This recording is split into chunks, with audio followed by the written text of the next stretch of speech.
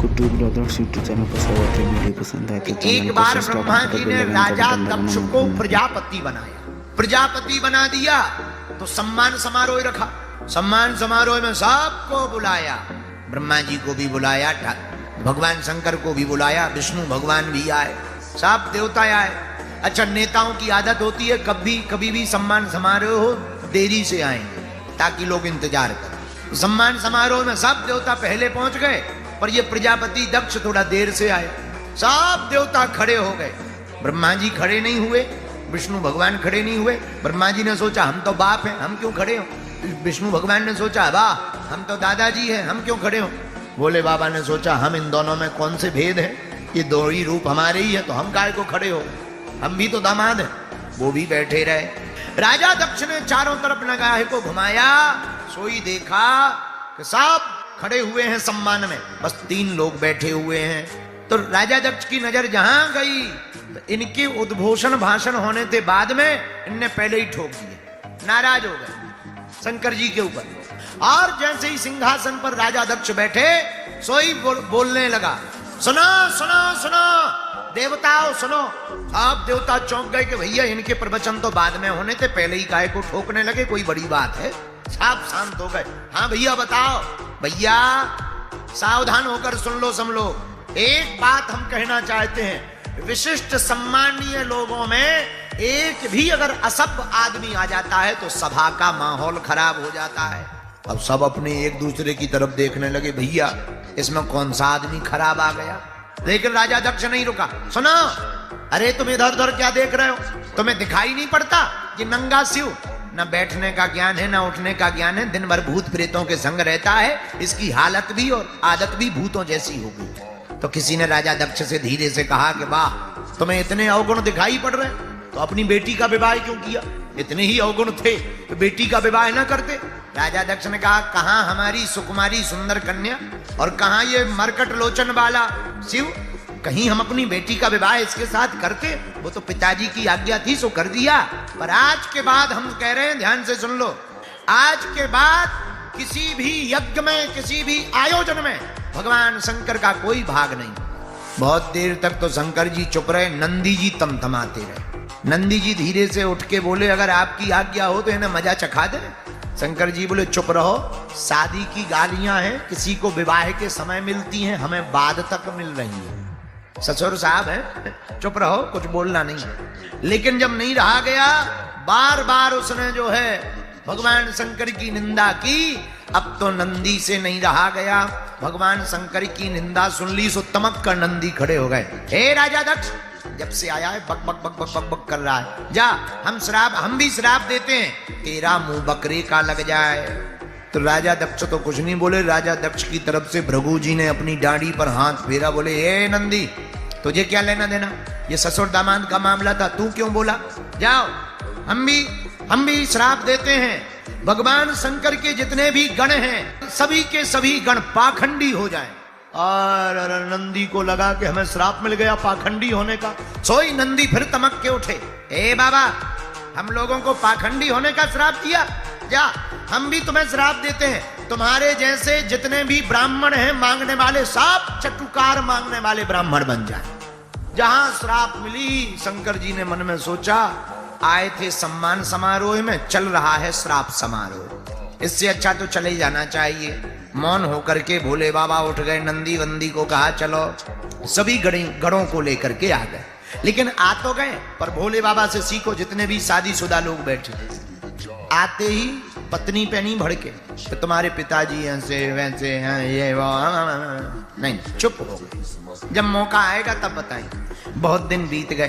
राजा दक्ष ने भगवान शंकर से अपमान का बदला, अपमानित करने के लिए भगवान शंकर को एक यज्ञ के आयोजन को ठाना, यज्ञ किया, सबको निमंत्रण दिया, भोले बाबा को निमंत्रण नहीं दिया। बोलो सीताराम।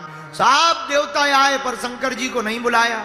अच्छा, देवताओं को पता था कि सबको बुलाया है, शंकर जी को नहीं बुलाया है, फिर भी देवता इतने विचित्र हैं, हमेशा जले पर नमक छिड़कने का काम पड़ोसी करता है। देवताओं को पता है भोले बाबा को निमंत्रण नहीं दिया, फिर भी ये जितने विमान हैं सबके सब विमान कैलाश पर्वत से ही ले जा रहे हैं। भोले बाबा तो ध्यान में बैठे, पर सती जी सुबह से देख रही, लगातार विमान निकल रहे यहां से।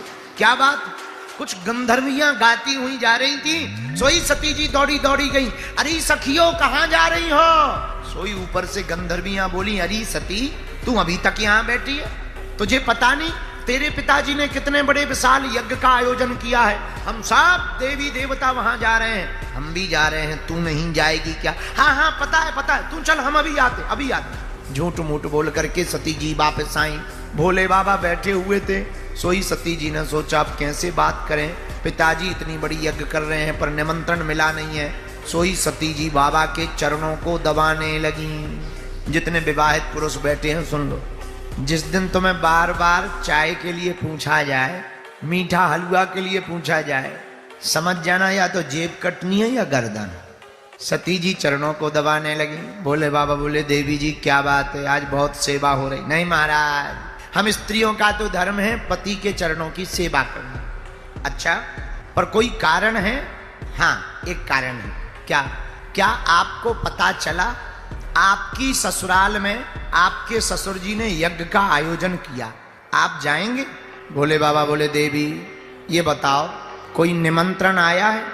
महाराज, निमंत्रण तो नहीं आया, पर पिताजी ने निमंत्रण भेजा होगा, डाक गड़बड़ा गई हो, पत्र इधर उधर हो गया होगा, डाकिया ने गड़बड़ कर दिया होगा, पर पिताजी हमसे प्रेम बहुत करते हैं। अब आज तक जो बात छिपा कर भोले बाबा ने रखी थी वो आज बताई। देवी जी, दरअसल तुम्हारे पिताजी ने हमारे अपमान के लिए ही यज्ञ का आयोजन किया है, वरना हम ना पूछते कि पत्र आया कि नहीं। तो और सुनो, जहां तुम्हारे जाते ही प्रसन्नता ना होवे, तुमको देख करके लोग खुश ना होवे, मुस्कुराए ना, जिनकी आंखें तुमको देख करके चमचमाए ना, ऐसे व्यक्ति के घर पर नहीं जाना चाहिए। भले ही उसके घर पर सोना चांदी क्यों ना बरस रहा हो, कितना ही अमीर क्यों ना हो, उसके घर पर नहीं जाना चाहिए। पर सती जी नहीं मानी। भगवान ने खूब समझाया, पर जब सती जी नहीं मानी तब भोले बाबा ने विचार किया, अब जो होगा सो देखा जाएगा, जाने दो। एक गण को साथ में लगा दिया, सती जी चली गई। घर पहुंची, वो राजा दक्ष ने पहले ही कह रखा था, सुना, भगवान शंकर से संबंधित कोई भी आए, कोई आदर नहीं मिलना चाहिए। तो पहले जो देवता प्रणाम करते थे, सती जी को देख करके मुंह टेढ़ा करने लगे, धीरे से प्रणाम करने लगे और मुंह टेढ़ा कर लिया।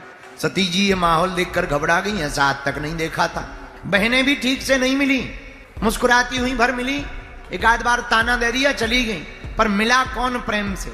सती के ना आने का और आने का किसी को ज्यादा दुख नहीं, न सुख न दुख, पर किसी को दुख था तो एक केवल सती की मां को दुख था।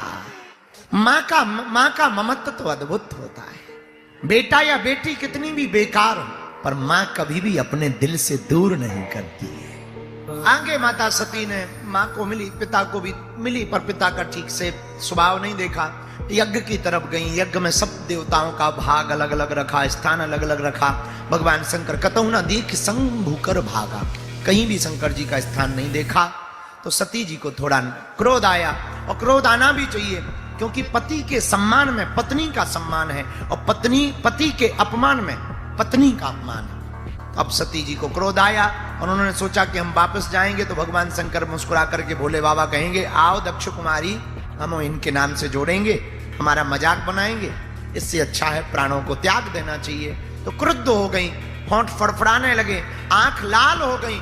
मारे क्रोध के माता सती ने अपने पिता को ही खूब भला बुरा सुनाया कि आपने भला नहीं किया, ठीक नहीं किया, भगवान विश्वनाथ के भाग को आपने नहीं रखा, उनका सम्मान नहीं दिया, अपमान किया। अब मैं वापस नहीं जाऊंगी, मैं जाऊंगी तो मैं एक शिवद्रोही की बेटी कहलाऊंगी, इसलिए मुझे जीना नहीं है। अब तुम्हें बहुत पछताना पड़ेगा पिताजी, पिता कहने लायक भी नहीं हो। बहुत सी बातें माता सती ने कही। अंत तो गत्वा भगवान शंकर को मन में ध्यान रख करके कहा, हे भगवान, हे चंद्रमौलेश्वर भगवान, हे भूत भावन महादेव, दोबारा जन्म मिले, दोबारा आपके ही चरण मिले, ऐसी प्रार्थना करके क्रोधाग्नि को प्रकट किया। माता सती ने अपने शरीर को त्याग दिया। अंत तो गत्वा भगवान शंकर को पता लगा तो गणों को भेज करके यज्ञ को विध्वंस कराया। वीरभद्र को भेजा, गणों को भेजा, सब देवता जितने सम्मिलित थे सबको दंड दिया।